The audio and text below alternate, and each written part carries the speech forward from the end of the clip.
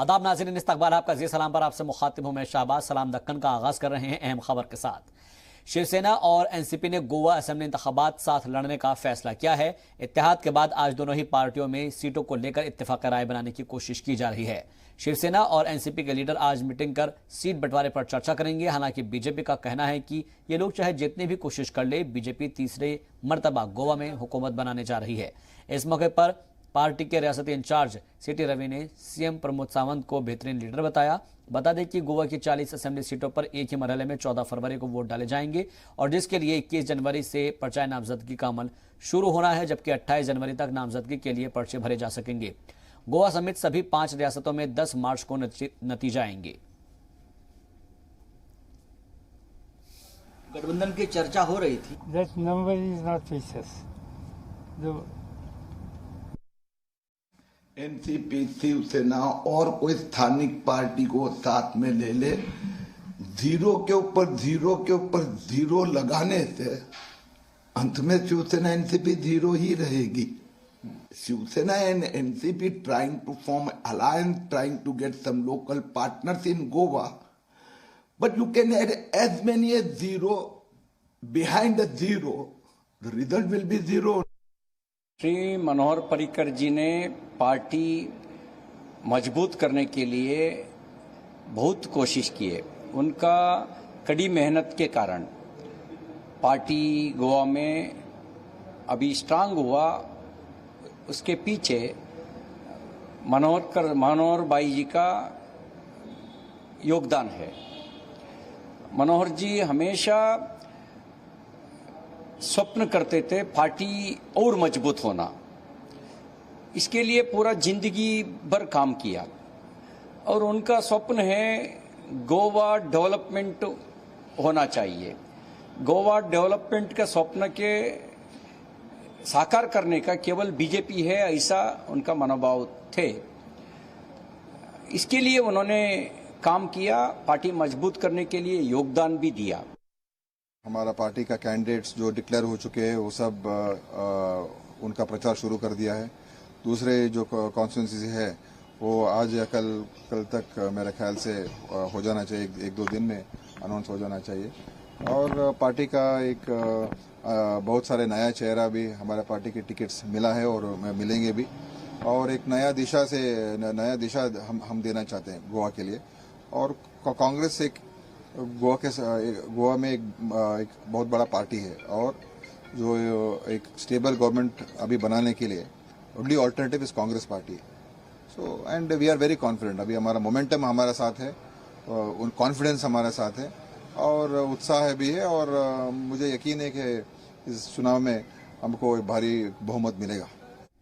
UP सियासत को लेकर किसान तहरीक एक अहम मुद्दा बनता जा रहा है। किसान तंजीमों के 31 जनवरी के एहतजाज के ऐलान की हिमायत में कई जमातें सामने आने लगी है।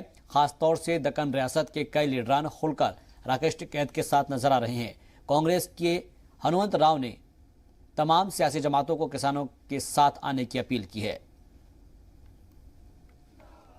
सपोर्ट प्राइस देने की बात अभी तक कमिटी नहीं बनी, और ऊपर से जो होम मिनिस्टर का बेटा है उसके वजह से 4 लोग किसान मर गए। अभी तक वो मिनिस्टर को सैक नहीं करे। वही कांग्रेस पार्टी, हर पार्टी वाले बोले उसको सैक करना। 2 इश्यू पे अभी तक किसानों का क्या जिंदगी है, किसानों के हित का क्या जिम्मेदारी है, और सरकार अभी तक एमएसपी नहीं बना है। उसी वजह से जनवरी 31 को विरोध दिवस बना रहे। इसके ऊपर सभी लोग 31 के दिन हर किसान, हर आदमी राकेश टिकैत को मदद करना चाहिए। जब भी तो कम से कम सरकार इसके ऊपर नहीं सोचेगी तो बराबर उत्तर प्रदेश नहीं, हर 5 इलेक्शन में भी जो जहाँ इलेक्शन हो रहा हर जगह बीजेपी का शिकस्त होगा। In Uttar Pradesh elections, the BJP trying to play a mind game to gain again, but the situation, ground level situation is entirely different. After victory of Kisan movement, almost all Kisans, Dalits and minorities are going against the Yogi government, and the ordinary people also suffering a lot with the rising prices and unemployment. And the most unpopular government in the country at present political environment is the Yogi government, everybody knows. Recently, since last 1 week or 10 days, gradually the Akhilesh party, Samajwadi party is improving its strength and the base, and BJP losing. To curtail that situation, they are trying to manipulate the entire political scenario and trying to mislead the people that BJP will come back again.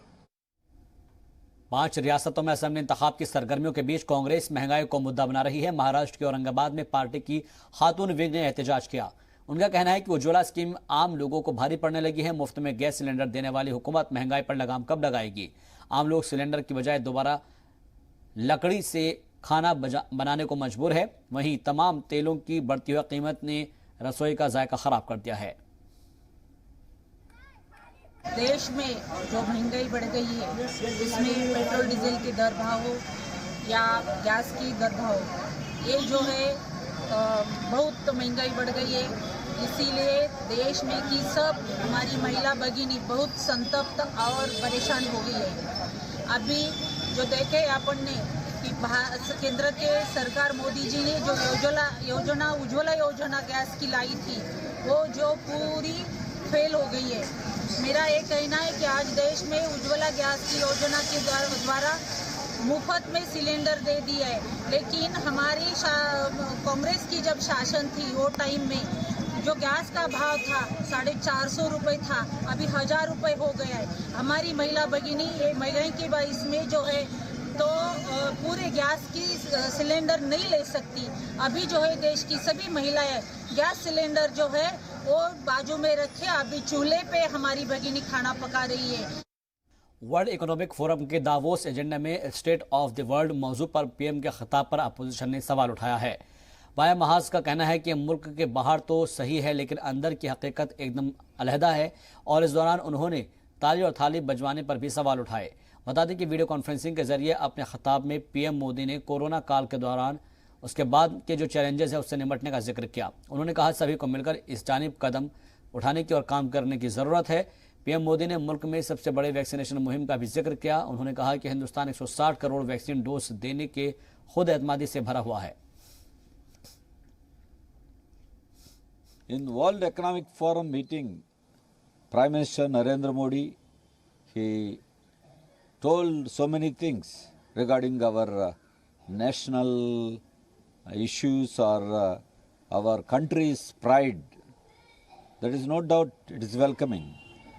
But Prime Minister Modi, he himself told that our nation is prepared to fight this third wave of COVID. The country is prepared, the government is not prepared. The central government, it was failed in tackling the COVID in the second wave. First wave also, there was no concrete steps, only beat the drums and lighten the lamps. It is the government and Prime Minister, calls were there. But in third wave, the government is busy with the UP and 5 state elections. PM Modi के पंजाब सफर के दौरान आए खतरे को देखते हुए हामियों का मजहबी अमल जारी है। उनकी सेहत और लंबी उम्र के लिए कर्नाटक में हामियों ने पूजा पाठ किया। इस दौरान मकामी एमएलए के अलावा बड़ी तादाद में हामी भी मौजूद रहे। वाज़ेह है कि गुज़िश्ता दिनों पंजाब के फिरोजपुर दौरे के दौरान उनके काफिले को 20 मिनट तक ओवरब्रिज पर रुकना पड़ा था, जिसके बाद पीएम ने खुद की जान को खतरा बताया था। हालांकि अपोजिशन इससे फिरोजपुर रैली में लोगों को नहीं पहुंचने की वजह बता रही है।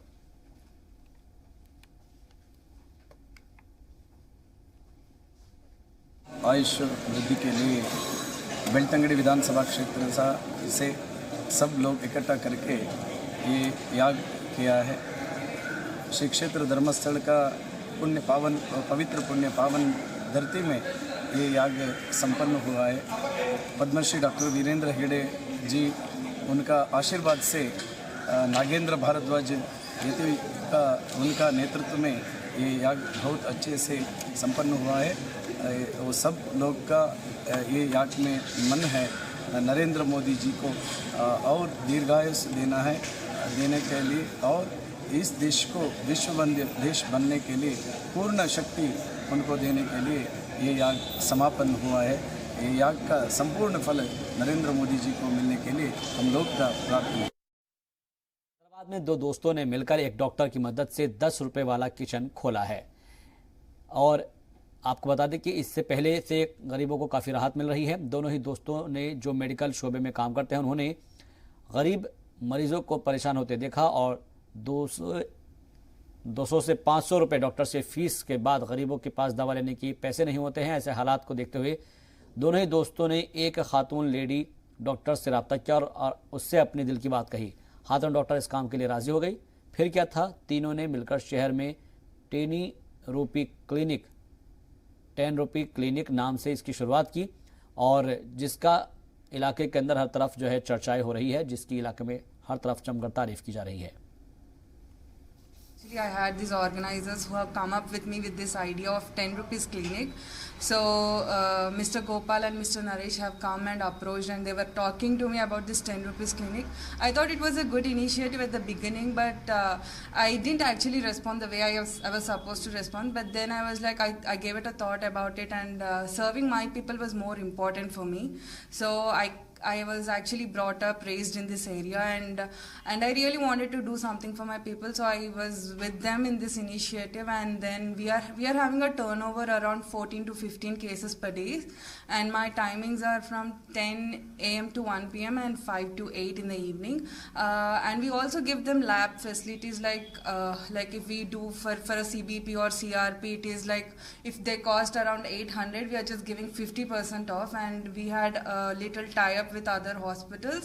मैं और मेरा फ्रेंड नरेश मिलके दो जने एक ऑर्गेनाइजेशन फॉर्म करें। उसके लिए एक क्लिनिक नाम है 10 रुपये क्लिनिक। ये 10 रुपये क्लिनिक क्यों रखे बोले तो पर्पस क्या है बोले तो मैं 30 साल से ये मेडिकल फील्ड में काम कर रहा हूँ। बहुत जने को देखूँ मैं अभी तक क्या है बोले तो डॉक्टर के पास गए तो 200 रुपये 300 रुपये पे करके मेडिसिन खरीदने के लिए पैसे नहीं है। बहुत जन देखा मैं ऐसा। ये देख के मैं भी सोचा 30 ईयर्स में मैं क्या करा लोगों के लिए सोचा तो एटलीस्ट ये तो गरीब लोगों के लिए तो काम आता ना बोल के मैं एक डॉक्टर रोजलिन मैडम से अप्रोच हुआ। मैं और नरेश बोल के मेरा फ्रेंड मैडम अग्री होगा, चलो तीनों मिलके स्टार्ट कर लेंगे बोल के एक पेशेंट से 10 रुपये कलेक्ट करके फीस और वो लोग को ट्रीटमेंट दे रहे हैं। क्या बेनिफिट है बोल तो रिमेनिंग जो पैसे है बाहर पे कर रहे हैं 200-300 रुपये, वो 200-300 रुपये में मेडिसिन आ सकता। और इन्वेस्टिगेशन भी कैसा है बोलो तो बाहर जैसा भी हो रहा है यहाँ पे 50% डिस्काउंट में कर दे रहे हैं। यहाँ से विनायक नगर पे रहते हैं, करीब में रहते हैं। ऐसे लास्ट टाइम बुखार थी, बॉडी पेन्स थे, आए पे बता लिया, ओके प्रिस्क्रिप्शन लिए, खाए, आराम था। चलो अच्छा सहूलत है सबके लिए, गरीबों के लिए तो खासकर ज़्यादा हेल्प है, आके बता ले सकते हैं। ऐसे वक्त में ऐसा है हेल्प कर रहे हैं। सो गवर्नमेंट की तरफ से ओके बहुत अच्छा है गरीबों के लिए। रहता 100 रुपीज़ रहता है, 200 रहता, ये तो गरीब अफोर्ड नहीं कर सकते इतना, उसके लिए बहुत सहूलत है उन लोगों के लिए। हाँ, मुझे मालूम हुआ था यहाँ पर 10 रुपीज़ कंसल्टेशन के साथ और बेहतरीन डॉक्टर्स भी है, तो मैं एक मरतबा चेक करने के लिए आया था यहाँ पर और मैंने जो डॉक्टर के साथ कंसल्ट किया तो मुझे अच्छा लगा। तो सेकेंड टाइम में मेरी वाइफ को भी और मेरे बच्चे को भी कुछ स्टमक पेन वगैरह है तो फिर उनको भी इधर ही लाया है। और जो प्रिस्क्रिप्शन है और जो दवाइयाँ लिख रहे हैं एक्सेलेंट है और इससे काफ़ी फ़ायदा भी हो रहा है हम लोग और बड़े हॉस्पिटल्स जाने की ज़रूरत नहीं पड़ रही।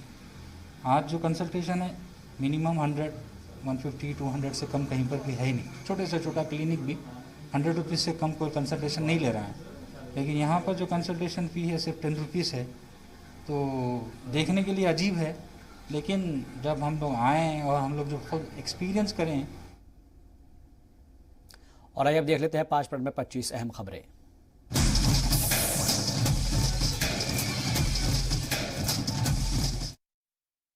पाँच मिनट 25 खबरें प्रेजेंट्स केसरी मरहम एवं तैलम।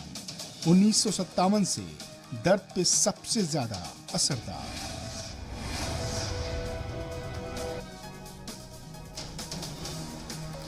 यूपी में मुफ्त बिजली के वादे को लेकर अखिलेश यादव का बड़ा बयान। सरकार आने पर 300 यूनिट फ्री बिजली देंगे, कल से घर घर जाकर लिखेंगे लोगों के नाम। जेल से बाहर आने के बाद अखिलेश यादव से मिले अब्दुल्ला आजम खान के बेटे की एसपी दफ्तर में मुलाकात के दौरान हुई कई मुद्दों पर चर्चा। तकरीबन 2 साल बाद बाहर आने पर अब्दुल्ला ने बीजेपी हुकूमत पर लगाए कई इल्जाम। बीजेपी लीडरान को एसपी में शामिल होने के दौरान शिवपाल यादव की नाराजगी की खबर। जराये के मुताबिक सीटों को लेकर फिर से फंसा चाचा भतीजे में पेच। बीजेपी एमपी रीता बहुगुणा जोशी ने लखनऊ कैंट से मांगा बेटे के लिए टिकट। कहा अगर सांसदी आ रही है आड़े तो बेटे को टिकट के लिए दे सकती हूं इस्तीफा। पीएम मोदी ने वर्चुअली तशहीर की वाराणसी से की शुरुआत। बूथ कारकुनान से चर्चा के दौरान पीएम ने बताए जीत के तरीके। कहा पार्टी को बढ़ाने और मजबूत करने में जुटे सभी लोग। दिल्ली में कल बीजेपी सीईसी की मीटिंग के बाद होगा उम्मीदवारों के नामों का ऐलान। पीर को देर रात तक चली मीटिंग। 231 उम्मीदवारों के नामों पर हुआ मंथन। महबूबा मुफ्ती ने बीजेपी पर बोला जोरदार हमला। कहा यूपी समेत पूरी रियासत में डर का माहौल, ये बीजेपी से जान छुड़ाने का मौका। महबूबा ने बताया इस आज़ादी को 1947 से भी बड़ी आज़ादी। यूपी में इंतखाबी कमीशन का बड़ा फैसला। वोटिंग के दौरान नहीं लगेगी असातिज़ा की ड्यूटी। आंगनबाड़ी वर्कर्स की भी ड्यूटी नहीं लगाई जाएगी। वोटिंग सेंटर्स पर इन्हें इंचार्ज भी नहीं बनाया जाएगा। भगवंत मान होंगे आम आदमी पार्टी के पंजाब इंतखाब के सीएम का चेहरा। दिल्ली के वज़ीर आला अरविंद केजरीवाल ने किया ऐलान। पंजाब इंतखाब का सीएम चेहरे के लिए किया गया था ऑनलाइन पोल। ओपिनियन पोल में उत्तराखंड के सीएम के तौर पर हरीश रावत सबसे आगे 41% के साथ रावत हुए लोगों की पहली पसंद। मौजूदा सीएम को 17% लोगों की हिमायत। गुज़िश्ता 24 घंटे के दौरान कोरोना के 2,38,000 नए मामले दर्ज। 1,57,421 लोग हुए ठीक। 310 मरीजों की मौत। एक्टिव केस की तादाद बढ़कर हुई 17 लाख के पार। भारत में बच्चों का वैक्सीनेशन भी तेज रफ्तार से जारी। अब 3,50,00,000 से ज्यादा बच्चों को लगी वैक्सीन की डोज। वजीर सेहत ने दी मुबारकबाद। पुणे में पिकनिक मनाने जा रहे कुछ लोगों को लेकर जा रही बस के ड्राइवर की तबीयत हुई अचानक खराब। इसे 42 साल की एक खातून ने 10 किलोमीटर तक बस चलाकर ड्राइवर को एक अस्पताल में कराया भर्ती। कोलकाता से 750 किलोमीटर दूर पहाड़ी इलाके में अनोखी पहल। पाल की एम्बुलेंस के जरिए प्रेग्नेंट खातून को पहुंचाई मदद। दिल्ली के राजपथ पर यौम जमहूरिया परेड की रिहर्सल। आज से मुसलसल 4 दिनों तक दिल्ली के कई इलाकों में रूट डायवर्जन। शिमला में जोरदार बर्फबारी के बाद सफेद हुए पहाड़। महकमा मौसमियात के मुताबिक फिलहाल राहत नहीं, अभी जारी रहेगी बर्फबारी। रामबन में जम्मू श्रीनगर कौमी शाहराह बंद। रामबन के सेरी में भारी लैंडस्लाइड के सबब किया गया बंद। कनाडा में भारी बर्फबारी का लोग उठा रहे हैं लुत्फ। बर्फबारी के सबब कनाडा में हर तरफ हो रही है बर्फी बर्फ। अमेरिका के जुनूब मशरिक रियासतों में बारिश और बर्फबारी का दौर जारी। अगले हफ्ते तक तेज हवाओं के साथ जारी रह सकती है बर्फबारी। टोंगा में आतिशबाजी धमाके के बाद हर तरफ तबाही का मंजर। ऑस्ट्रेलिया और न्यूजीलैंड ने नुकसान की भरपाई का जायजा लेने के लिए भेजी निगरानी टीम। यूएई के अबुधाबी हवाई अड्डे और तेल डिपो पर 3 बड़े धमाके हुए। हमलों की जिम्मेदारी यमन के विद्रोहियों ने ली।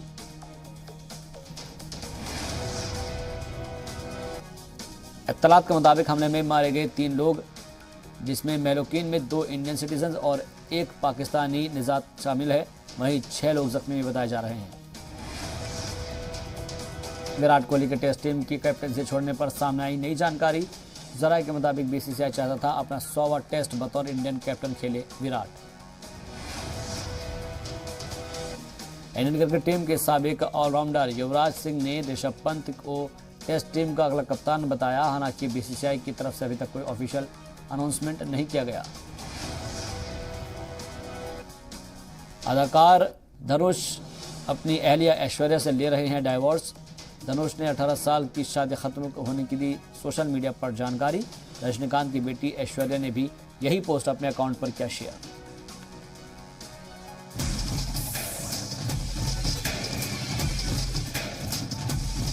पाँच मिनट 25 खबरें प्रेजेंट्स केसरी मरहम एवं तैलम 1957 से दर्द पे सबसे ज्यादा असरदार।